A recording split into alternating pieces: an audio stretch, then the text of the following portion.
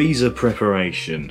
As you can see, I've prepared a suitcase for the absolutely mad number of documents we're supposed to prepare. Obviously I've turned everything backwards because I don't want you going in my place. But to give you a rundown of all the documents needed, I've got the appointment ID for visiting the embassy because you have to book a place now. Got my passport, visa application form, photographs, C of E, which we all have, we've had it for a very long time, a copy of the C of E, the screening certificate, more statusure for extending the C of E, and the activity plan to show them that I will be quarantining. Right, filling out the application form.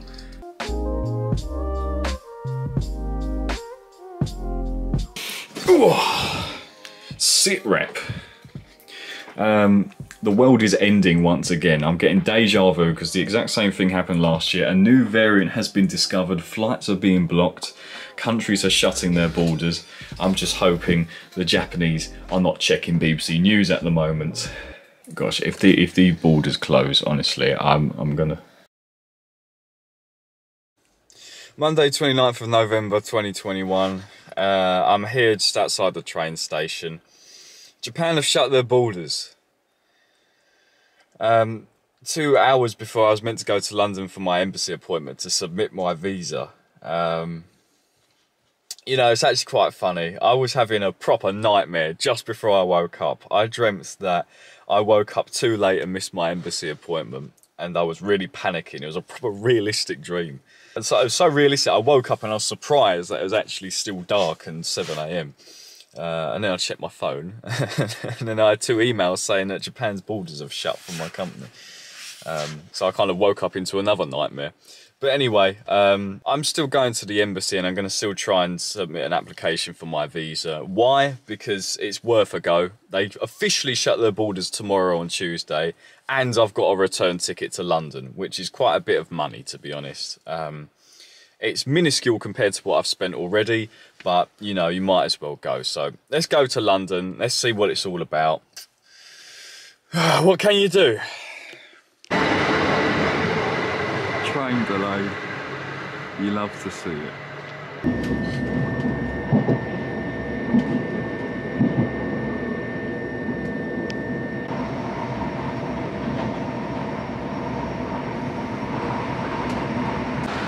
Well, this is it. Wish me luck. So I just got out of the embassy. First of all, I just want to say I really appreciate how nice the guy behind the counter was. Had all the time for me. Usually they just want to back you away quite quick, but this time they were very good. So he gave me the full explanation on what's going on. He said for the next month, obviously there's the travel ban, but they're reviewing it every month, which is not to say that it's going to change in January, but it will just be reviewed. But he explained everything, and he said he can take my visa application. It was my choice whether I wanted to go through with it or not, because they can't say when I can collect it, when I get my visa issued. They can just take the application, hold on to my passport and all my documents, and just wait for when the borders do open so that it can get issued. He gave me the choice, and I thought, I just don't have plans to go anywhere else. I was meant to be going to Japan, so just send in the application and wait. That's all I can do at this point. I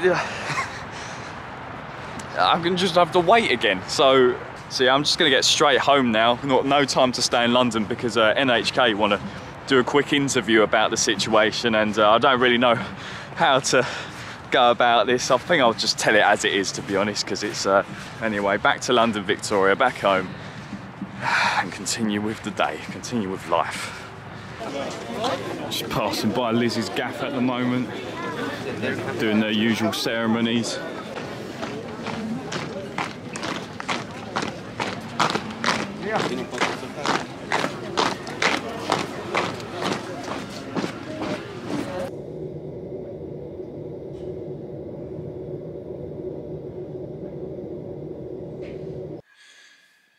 Where would we be without this man?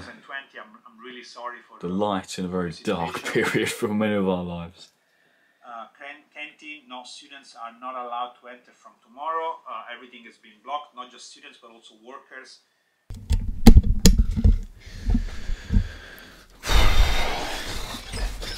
So a bit earlier I spoke with NHK and I kept it all professional, but I said what I needed to say, and it was just 15 minutes of just, well, pouring my heart out really. To be honest, I don't think much of it's going to get used, but you know, let's just digest what's happened today. It's been a crazy day. First, let's start with the facts. If you want to know exactly what's going on right now, let's first address the facts, okay? So as of the 30th of November 2021, Japan's borders are shut once again. They were open, well, half open for about 3 weeks. In the space of a month, they've gone from announcing the reopening of the borders, half reopening, only to then shut them all completely, and we're not even into December yet. But anyway, the borders are shut unless you are one of the special magical groups of people who are somehow immune to the latest strain. So if you're a Japanese national, then you can go out of Japan and you can come back in again. You can, well, almost freely travel. If you're a foreigner with official residence in Japan, then you can do the same. The only condition is if you come from one of the 14 designated countries which are of concern with the new variant, then you will have to quarantine in government facilities for, I believe, 10 days. Correct me if I'm wrong, but I believe they said 10 days. I'm going to get to that in a little bit. So if you're one of those three categories, then this travel ban doesn't apply to you. But if you're a new entrant into Japan, if you're a student, a worker, or if you're going for a spouse visa, tourists obviously, then you can't come in anymore.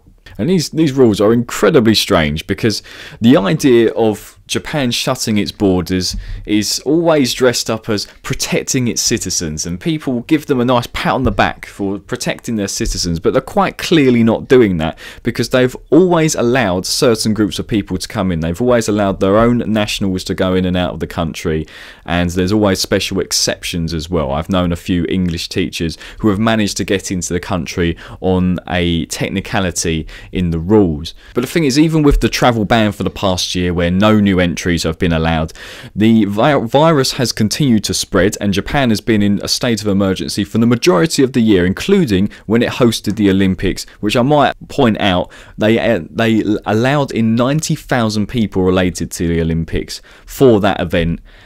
In the midst of doing a travel ban in which students and workers, people couldn't start their jobs, students couldn't go to their university classes, they had to do them online at 3 AM every single day of the week. They had still staged the Olympics. So what we can conclude right here is that there are exceptions to every rule right here, and it's not about protecting its citizens as much as they want to dress it up as that. It is an entirely politically motivated decision. And if you look at this comment section on Twitter, you might even say it's pandering to its citizens, or rather a very specific nationalistic cohort of its citizens, the noisy minority.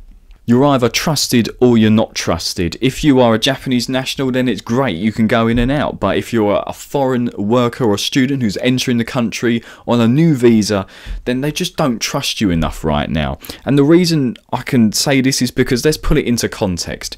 If you are one of those three groups I mentioned, you can come from any country, even the ones that are the most riddled with this new variant we're all worried about. You can come from there, you can enter the country, and you can quarantine, and then you can go back to normal life. Whereas, well, I'll just draw upon my situation. I was scheduled to quarantine in a hotel for 14 days. I've been vaccinated twice. I've done absolutely everything. I've given them my full activity plan so they know exactly where I'm going to be, what my address is, what my number is, what I'm going to be doing for the first 14 days I'm in Japan. But they don't want to let people like me in anymore. They don't allow that. They have completely scrapped all of these new measures to ensure safe arrivals. They've forgotten about them and simply just dropped the curtain on any new foreign arrivals. And it really just baffles me, because they took so long to figure out these measures for safe arrivals, but it becomes clear that these extra measures, this screening certificate, all of these things we had to prepare. I mean, I turned up at the embassy today with 9 documents. All of these extra things we had to do probably were made because it looked like Japan's coronavirus situation was calming down, rather that they found out a way of allowing in entrants who can continue business and educational activities in a safe way. Because they've completely scrapped them. And we saw this last year when residence track, business track, that got completely scrapped with the new travel ban at the start of this year. And, well, we don't know what's going to happen with the screening certificate. It might go as well. They might introduce another new thing. But it's frustrating because very clearly some groups are favoured, some not. And there are many people calling out a lot of these policies for being xenophobic and just blatantly discriminatory. I mean, I'm not going to give an opinion on that. I'll let you make your mind up and you can let me know what you think.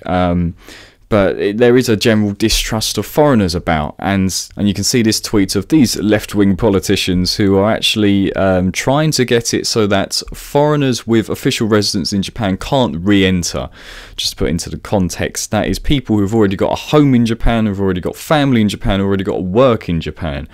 They want to make it so they can't re-enter, so that it's only Japanese people that can go in and out. And it's just this general distrust of foreigners and this kind of treatment that Japan gives to people who are considered outsiders. It's very draining in the 21st century, especially from a country that literally just hosted the Olympics. But then again, China are hosting the next Olympics, so it's barely a good measure of progression, is it? And the thing is, I just want to start my job. I just want to start my career for a job that I signed the contract in September 2019, which I was meant to start in October 2020. I've been waiting over almost a year and a half now. I just want to start my job. I'm not going to Japan with any malicious intent to spread the virus as quickly as I can. You can quarantine me for as much as you want. You can monitor any activity I do. You can look through all my browsing history if you want to. I wouldn't quite recommend that. The fact is, foreigners like me, workers, students, are willing to do anything just to enter and continue our lives, because we've been living in limbo for the whole time, and it's absolutely exhausting, mentally, physically. It gets a bit much, and it's like for the Japanese people that are worried about foreigners coming in and all of that, they always see it as an us against them type thing. And I know this is like a feature of island countries. You know, I'm from the UK. I'm very familiar with this us against them attitude. But people like me and other students and workers, we want to come in and we want to have a good impact. We're part of a new generation of people that are coming in. Workers and students. In fact, students could very well be the next generation of workers as well. We want to contribute and make Japan an even better place than what it already is, and help it achieve its potential on the international stage and help it integrate, because we know that Japan is very often regarded itself as this distant island nation, and it's helping it integrate into the international stage a bit more. But the actions of its politicians are directly in an obstacle to that. I mean, you've seen, I've done this. I did the speech last year on diversity in the workplace and how it can really drive forward Japan's companies and have a real big impact on its social and economic climate at the moment, and really bring Japan forward. The economy doesn't have much prospects at the moment in Japan. There's an aging population. The stock market still hasn't recovered from its crash back in the 80s. And there is a rising awareness that Japan has to be open to more globalization to be able to progress and avoid any kind of terrible social population related problems. And we even saw a news article come out in a very positive message that Japan looks to allow more foreign workers to stay indefinitely, and they were looking at special skilled people and looking to give them indefinite visas so that you're not limited to a certain number of years when you come work in Japan. This was a step forward, but then again, this was only, what are we now, 11 days ago, and suddenly there's been a huge U-turn where they don't want new foreign workers or students coming in at all. But what the result of all of this does, because it's not just about students and workers as individuals, but it's also, let's think about Japan's side and how Japan is going to suffer from this, because in the short term, a lot of heavily right-wing older gentlemen and ladies will be happy that the borders will be shut and foreigners can't come in. But we think about it, there are Japanese companies that need these foreign workers who have contracted them, who have hired them. There are universities that are reliant on exchanges who need their students to come in, and already students are, well, asking for their money back, quitting their courses. And you know what they're doing? They're moving to South Korea or other places who are much more welcoming, much more accommodating, and actually give off the impression that they want people to come into their country, that it's not just this one-way exchange. The long-term threat for Japan is a massive loss of face, which is already taking place, if you'll pardon the rhyme. But these incredibly tight and ridiculous entry measures which they're imposing on people, only to then scrap and then just get rid of new entries altogether. It sends out the message that Japan is just not open to outsiders, as they regard them. That's the impression it's given off here, and it's really frustrating. I mean, Japan is an incredibly lucky nation. It's got so much soft power to it. The draw of anime, manga, the culture, all of the tradition and everything, it's a huge attraction point for so many people. So many people.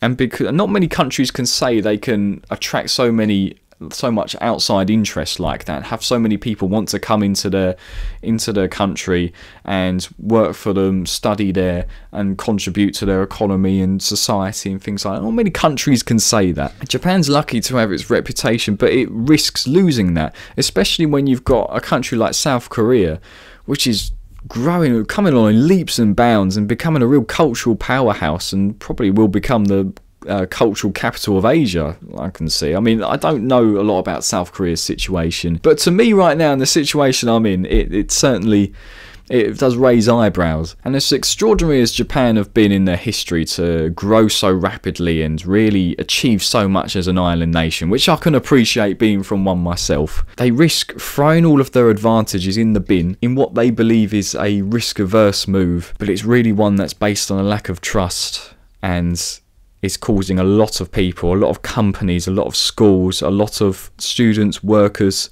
a lot of international couples, a lot of families, a lot of grief. This is not just me going through this situation. My family have to deal with it myself. My family have to deal with me, which is enough in itself. And this is all because there's no faith in the new measures which they took just to keep out the variant, which they don't know enough about yet. And we know that travel bans aren't working. Japan has spent the whole year with these regulations where they can let Japanese nationals and foreign re-entrants in, and they've had the entry limit at 3,500 per day. That is 3,500 people coming in as a maximum. If one of them comes in and they've got the virus, then obviously it's going to spread. And we've seen, again, Japan have been in state of emergency for most of the year, but foreigners by and large haven't been able to get in, and we didn't see too much change when the Olympics happened either. To put all the blame on foreign arrivals doesn't tell the story properly, and it just masks the fact that Japan's measures, the vaccination program particularly, has not worked as it should have done, not from what you'd expect of such a developed country. And unfortunately, the people that pay the price for this are those that just want to study in Japan, just want to work in Japan. This is part of people's degrees, and for me, it's how I make my money. It's my livelihood. And as I said earlier, a lot of people are looking to change countries. South Korea is a shining beacon for a lot of people right now, because it looks to be accepting people. It looks like an exciting place to be.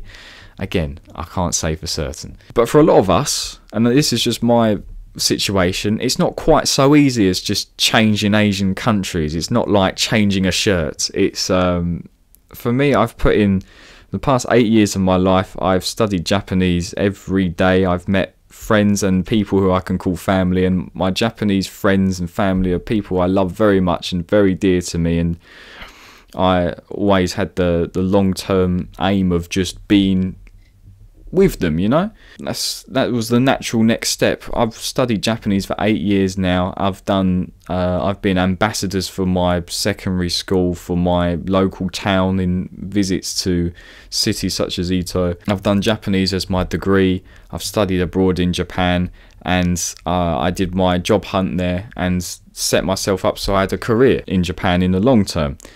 So you can understand it's not quite so easy as leaving all that behind and then going to another country. It's like starting anew. I know I'm not an old person and that there's plenty of life still ahead, but you know, it's such a shame to be put in this position where you're almost considering, what can I do? Because the country that I've put so much effort in the past 8 years isn't accepting me and has continued to ban me for the past year and a half. Again, it's not just me, it's everyone. I don't want to make this all about me. But you get the idea.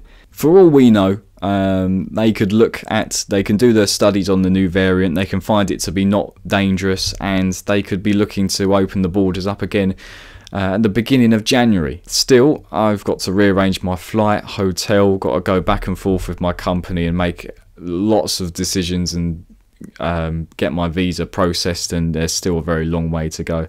You'll notice, if anyone knows me, you'll notice that I always spoke with caution about this move to Japan, because I knew how easily it could fall through, and today has proved that, unfortunately. But the worry is that they will say, okay, we'll review it at the end of December and then we'll extend it again. And they always put in these bans for a month, and then what they did this year was keep on extending it, and this is how we've ended up in this situation, still waiting a year on.